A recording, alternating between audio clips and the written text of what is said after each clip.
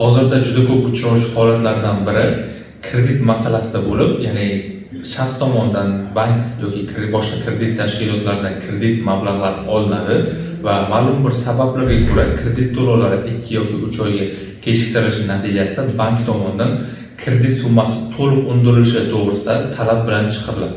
Va mazkur holatda bankning ushbu talabi qonuniymi degan savol tug'iladi. O'zbekiston Respublikasi Fuqarolik kodeksi bo'yicha kredit va kredit berish tartibi belgilab qo'yilgan bo'lib, unga ko'ra agarda shartnomada boshqacha tartib nazarda tutilmagan bo'lsa, kredit oluvchi shaxs kredit grafiki bo'yicha, ya'ni to'lovlarni kechiktirgan taqdirda kreditor, ya'ni bank tomonidan birinchi navbatda kredit to'lovlarini faqatgina muddati o'tgan qarzdorlikni undirish bo'yicha birinchi navbatda sudga chiqishi va mazkur muddati o'tgan qarzdorlik to'lanmagandan keyingina to'liq summani undirish bo'yicha talab bilan chiqishi mumkinligi belgilangan. Ya'ni bu holatda agarda siz 2 yoki 3 oylik to'lovlarni kechiktirgan taqdiringizda bank faqatgina o'sha kechiktirilgan summani undirish bo'yicha talab bilan chiqadi va sud belgilagandan so'ng mazkur qarzdorlik bartaraf etilmaydi degan bo'lsa, keyin to'liq summa undirilishi bo'yicha da'vo bilan sudga chiqish mumkin bo'ladi. Ammo bu holatda istisno holat mavjud, ya'ni shartnomada boshqacha tartib nazarda tutilmagan bo'lsa deb o'tilgan. Bu nima degani?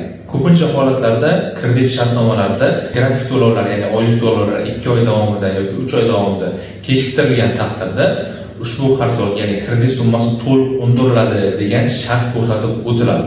Agarda kredit shartnomasida mazkur shart bo'ladigan bo'lsa, kreditor, ya'ni bank to'g'ridan-to'g'ri kredit shartnomasi bo'yicha to'liq summani undirish bo'yicha talab bilan chiqishi mumkin. Va shu sababli ham birinchi navbatda kredit shartnomasiga e'tibor berish lozim. Agar kredit shartnomasida mazkur shart ko'rsatilmagan bo'lsa, aytganimdek, bank tomonidan faqatgina birinchi navbatda muddati o'tgan qarzdorlikni undirish bo'yicha talab bilan chiqishi mumkin bo'ladi.